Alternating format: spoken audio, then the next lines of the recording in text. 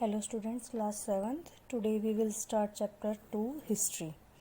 Chapter name है बेटा new Kings and kingdoms. ये सेकंड चैप्टर हिस्ट्री का. Many new dynasties emerged after the 7th century. हम start करना है. पेज नंबर है 16. कहता है कि बहुत सारी जो डायनेस्टीज यानी राजवंश थे वो 7th century में निकल करके सामने आ रहे थे. जैसा कि इस मैप में फर्स्ट मैप में दिखाया भी गया है. मैं first show the major ruling dynasty in different part of subcontinent between the 7th and 12th century. ये 7th और 12th century की बात हमें बताएगा कि किस सब कॉन्टिनेंट में कितनी डायनेस्टीज हमारे सामने जो मेजर डायनेस्टीज हैं हमें उसके बारे में इस चैप्टर में रीड करना है. देखिए the emergence of new dynasties. नई नई जो डायनेस्टीज हैं उनका उभर कर या निकल कर सामने आना ये रीड करना है हमें इस चैप्टर में. By the 7th century, there were big landlord or warrior chief in different region of the subcontinent. 7th century में कहता है कि बड़े बड़े भूस्वामी और जो योद्धा सरदार थे वो अस्तित्व में आ चुके थे यानी वो सामने निकल कर आ रहे थे. Existing kings often acknowledgement them as their subordinates और सामंत्स. और जो राजा होते थे वे उन्हें अक्सर जो है अपने सबॉर्डिनेट या सामंत का दर्जा देते थे यानी वो उनकी हेल्प करते थे. They were accepted to bring gift for their king or overlords. जो राजा होते थे वो उनसे क्या एक्सपेक्टेशन करते थे सामंत से कि वो उनके लिए गिफ्ट्स लेकर आएँ, be present at there court, उनके दरबार में हाजिरी लगाएं और जो उनको मिलिट्री सपोर्ट करें जब भी उनको ज़रूरत होती है. As samantas gain power and wealth they declare themselves to the mahasamanta mahamandaleshwaram. और जैसे ही जिस सामंत के पास पावर ज़्यादा होती पैसा ज़्यादा होता तो खुद को जो है वो महासामंत या महामंडलेश्वर ऐसे ऐसे जो है टाइटल दे देता था अपने आप को ज़्यादा बड़ा दिखाने के लिए अनाउंसमेंट करते थे. एंड सोन और इस तरह से sometime they asserted their independence from their overlords. और कभी कभी वो जिसके अपने जो स्वामी होता है उससे जो है अपने आप को स्वतंत्र होने का भी दावा करते थे कि हम जो है अब आपके subordinate as a subordinate work नहीं करेंगे, हम भी इंडिपेंडेंट है, ऐसा वो शो करते थे. One such instance was that of the Rashtrakuta in the Deccan. ऐसा एक एग्जाम्पल पढ़ेंगे हम जो राष्ट्रकूट दक्कन में है राष्ट्रकूटों का. Initially they were subordinate to the Chalukyas of Karnataka. और इसकी शुरुआत जो है कर्नाटका से होती है. कर्नाटका में जो चालुक्य होते हैं चालुक्य राजाओं के अधीन थे, ये चालुक्य राजाओं के अंडर में आते थे. In mid 18th century Dantidurga a Rashtrakuta chief overthrew. जो 18th century है उसके मिड में दंती दुर्ग नाम का राष्ट्रकूट जो होता है वो अपने चीफ को चालुक्य को क्या करता है बेटा एक वो करता है यज्ञ करता है, परफॉर्म ए रिचुअल, यज्ञ के जरिए उसको हटा देता है. यहाँ हम देख रहे थे बेटा कि जो राष्ट्रकूट का एक दंतेदुर्ग नाम का जो स्ट्रॉन्ग इनका राजा होता है, लीडर होता है, वो एक रिचुअल यानी कि एक यज्ञ का परफॉर्मेंस करता है जिसको हिरण्यगर्भ कहा गया है. यानी कि वो जो उसका जो स्वामी था उसकी अधीनता को मानने से इनकार कर देता है. When this ritual was performed with the help of Brahmanas, it was thought to lead the rebirth of the sacrificer as a Kshatriya, even if he was not one by birth. और ये जो उसने ritual किया था यानी कि जो इसने यज्ञ किया था इस यज्ञ के जरिए ऐसा माना जाता था कि जो भी इस यज्ञ को कर लेता है वो जन्म से क्षत्रिय ना होते हुए भी और इस यज्ञ के करने के बाद उसको क्षत्रिय समझा जाता है. In other cases men from enterprising families use their military skill to carve out kingdoms. और आगे भी हमने देखा है कि और भी ऐसे एग्जाम्पल देखते हैं जहाँ पर जो इंटरप्राइजिंग यानी जो उद्यमी फैमिली है उनके जो मैन होते हैं वो राजाओं के लिए जो सैन्य कौशल यानी कि मिलिट्री की हेल्प है उसका यूज करते हैं. राजशाही कायम करने के लिए अपना सैन्य कौशल का यानी यूज करते हैं मिलिट्री स्किल का. For instance the Kadam Mayurasharman and the Gurjara Pratihara Harishchandra were Brahmin who gave up their traditional profession and took to arms. और कई इसके अलावा और भी एग्जाम्पल मिलते हैं जैसे कदम मयूर शर्मन का, गुर्जर प्रतिहार, हरिश्चंद्र ब्राह्मण थे जिन्होंने अपने ट्रेडिशनल काम को छोड़ करके और क्या उठा लिए थे, हथियार उठा लिए थे और सक्सेसफुली इन्होंने जो है किंगडम इन्होंने राज किया था कर्नाटका और राजस्थान में.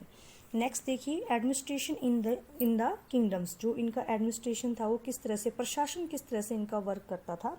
Many of this new kingdom adopted high sounding titles such as Maharajadhiraja. अब बहुत सारे जो किंग्स होते थे इस तरह के टाइटल का यूज करते थे, टाइटल मीन्स उपाधियों का, कि महाराजा धीराज, त्रिभुवन चक्रवर्ती एंड सोन, और इसी तरह का। इन स्पाइट सच क्लेम्स, उनके ऐसे ऐसे जो क्लेम यानी दावों के बावजूद भी, they often shared power with the samantas as well as with association of peasant trader and Brahmin. ऐसा वो दावा करते थे, लेकिन जो अपनी पावर थी उसको सामंतों के साथ, किसानों के साथ, ट्रेडर और ब्राह्मणों के साथ वो शेयर करते थे, जो भी उनकी पावर होती थी। In each of these state resources were obtained from the producers, that is peasant, cattle keeper, artisan, who were often persuaded or compelled to surrender part of what they produce। और अक्सर जो इनका जो राजस्व होता है, रिसोर्स होता है, इनकम का रिसोर्स होता है, वो किसानों से, कैटल कीपर से, आर्टिशियन से लेते थे। उनको मजबूर करते थे कि वो अपने प्रोड्यूस का एक पार्ट इनको दें। Sometime these were claimed as rent, कई बार इसको रेंट कहा जाता था, जो कि इनके स्वामी को देना ही होता था। वो स्वामी क्या बोलते थे कि ये जो है ज़मीन उन्हीं की है, तो रेंट आपको देना पड़ेगा। Revenue was also collected from trader, revenue यानी राजस्व, जो पैसा सरकार को आज हमें लेती है, जैसे हमसे भी लेती है बेटा, तो यहाँ पर उस टाइम पर भी रिवेन्यू कलेक्ट किया जाता था। जो ट्रेडर यानी व्यापारी थे उनसे भी क्या लिया जाता था, रिवेन्यू लिया जाता था। These resources were used to finance the king's establishment as well as the construction of temple and fort. और इस रेवेन्यू का जो यूज है फाइनेंस का, राजा किस लिए करते थे, टेम्पल बनवाने में, फोर्ट यानी किले बनवाने में। They were also use the fight war which they were turn accepted to lead to the acquisition of wealth in the form of plunder। अब कहता है कि इस जो धन का यूज़ किया करते थे वो वॉर के लिए भी किया जाता था, और कई बार जो है ये जो धन होता था, ये जो उनके पास पैसा होता था, वो लूट, प्लंडर होता है, लूट की शक्ल में भी मिलता था, यानी वो लूट भी लिया करते थे। And access to land as well as trade routes, और किसमें, जिसमें कि सबसे ज़्यादा जो है इनके जो ज़मीन के, लैंड के रास्ते और जो ट्रेड के, व्यापारिक रास्ते थे, उनकी संभावनाएं ज़्यादा होती थी यहाँ प्लंडर्स की।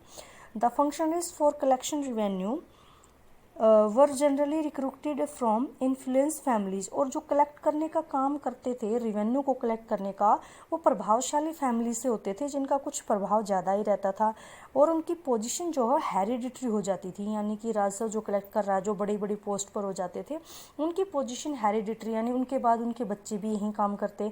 This was true about the army as well, और आर्मी के लिए भी यही सही था कि आर्मी भी वैसा ही था कि सपोज कोई सेनापति है तो उसके बेटे भी सेनापति होंगे, जैसे मंत्री है, सिपाही है तो उसके भी सिपाही होंगे, इस तरह से। In many cases close relative of the king held these position, और ज़्यादातर केसेस में ऐसा देखा जाता था कि जो किंग के नज़दीकी रिश्तेदार होते थे उन्हीं को ये पोजीशंस दी जाती थी। नेक्स्ट है प्रशस्तिस एंड लैंड ग्रांट। प्रशस्ति जो हमने पहले भी लास्ट चैप्टर में पढ़ी थी बेटा, प्रशंसा के लिए जो लिखवाई जाती थी, उनके बारे में कहा है। Prashastis contain detail that may not be literally true, यानी जो प्रशस्तियों में लिखा होता है वो अक्सर सही नहीं होता, but they tell us how ruler wanted to despite themselves as violent victories warriors, मतलब लेकिन हमें उनसे ये आइडिया हो जाता है कि राजा अपने आप को रूलर क्या दिखाना चाहता था, योद्धा के रूप में दिखाना चाहता था, किसी शूरवीर के रूप में दिखाना चाहता था, वो चाहता क्या था। These were composed by learned brahmanas who occasionally helped in the administrations, और ये अक्सर जो है ब्राह्मणों के द्वारा कंपोज की जाती थी, यानी लिखी जाती थी, रची जाती थी रचनाएं, जो अक्सर उनकी प्रशासन में हेल्प किया करते थे। King often rewarded Brahmin by grants of land, king जो है अक्सर जो ब्राह्मणों को रिवॉर्ड में क्या देते थे बेटा, उनको जमीनें दान में दे देते थे। These were recorded on copper plate which were given on those who receive the land, और अक्सर जो है ये कॉपर प्लेट यानी ताम्र पत्रों के ऊपर लिखे होते थे, जो भूमि पाने वाला होता है उसको दिए जाते थे, ताम्र पत्रों पर अभिलिखित होते थे, यानी लिखे हुए होते थे। Unusual for 12th century was a long Sanskrit poem containing the history of kings who ruled over the Kashmir एक जो है हिस्ट्री के बारे में बता रहा है, कश्मीर की हिस्ट्री के बारे में बता रहा है कि वहाँ जो है एक बहुत लंबी संस्कृत में काव्य या रचना लिखी गई थी जिसमें कश्मीर के राजाओं के इतिहास के बारे में लिखा गया था। और कंपोजर यानी जिसको कंपोज किया था, ऑथर का नाम था Kalhana. He use a variety of source including, इसने इसको लिखने के लिए काफ़ी सारे सोर्सेज का यूज़ किया था, जिसमें इंस्क्रिप्शन, डॉक्यूमेंट, आई विटनेस अकाउंट्स यानी कि जिन्होंने सामने देखा था, अर्लियर हिस्ट्रीज, अर्ली पहले की हिस्ट्री का, इस तरह से इन्होंने यूज़ किया था। Unlike the writer of Prashastis, he was often critical about ruler and their policies. ये बाकी जो लिखने वाले थे उनकी बिल्कुल अपोजिट था, प्रशस्ति जो लिखते थे उनकी अपोजिट था। ये जो है रूलर्स की आलोचना और उनकी पॉलिसीज़ के बारे में लिखता था। इसलिए 12th सेंचुरी का सबसे जो असाधारण ग्रंथ कह सकते हैं ये था कौन सा, जो कल्हण ने लिखा था। नेक्स्ट देखिए, warfare for wealth. Warfare for wealth यानी धन के लिए युद्ध करना।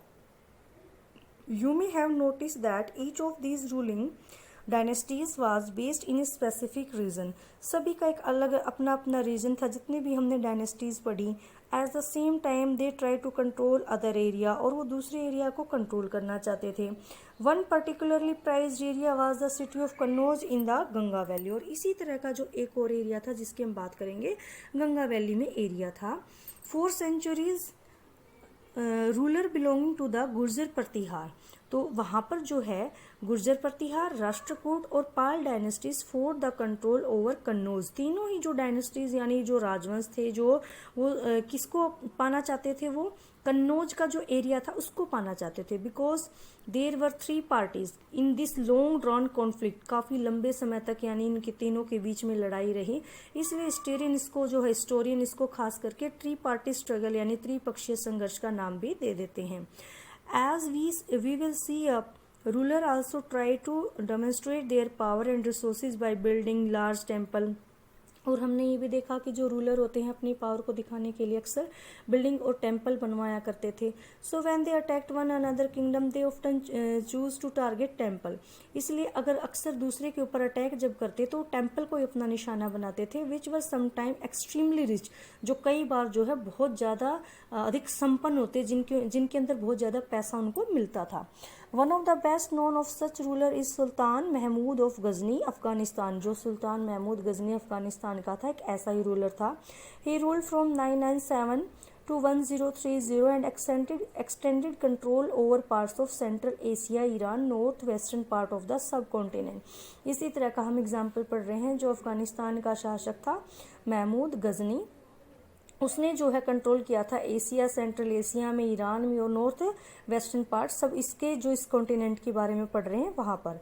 ही raided the subcontinent almost every year. His target were wealthy temple, हर साल वो कम से कम जो है एक बार रेड जरूर करता था, यानी कि युद्ध करता था, और उसका टारगेट होता था temples, including that of Somnath of Gujarat. Gujarat के सोमनाथ टेम्पल के ऊपर, मंदिर पर वो हर साल एक बार अटैक करता था। Much of the wealth Mahmud carried away was used to create a splendid capital city at Ghazni, और काफ़ी सारा वहाँ से धन लूट करके वो अपनी जो है राजधानी गजनी ले जाता है और उसके ऊपर काफ़ी सारा पैसा खर्च करता है। Sultan Mahmud was also interested in finding out more about the people he conquered and interested a scholar name। और जो महमूद है वो ये भी देखना चाहता है कि लोगों के बारे में कई सारी बातें जानना चाहता है। इसके लिए इसने अल ब्रूनी नाम का एक जो विद्वान था, राइटर था, उसको इस सब कॉन्टिनेंट के बारे में लिखने के लिए काम दिया।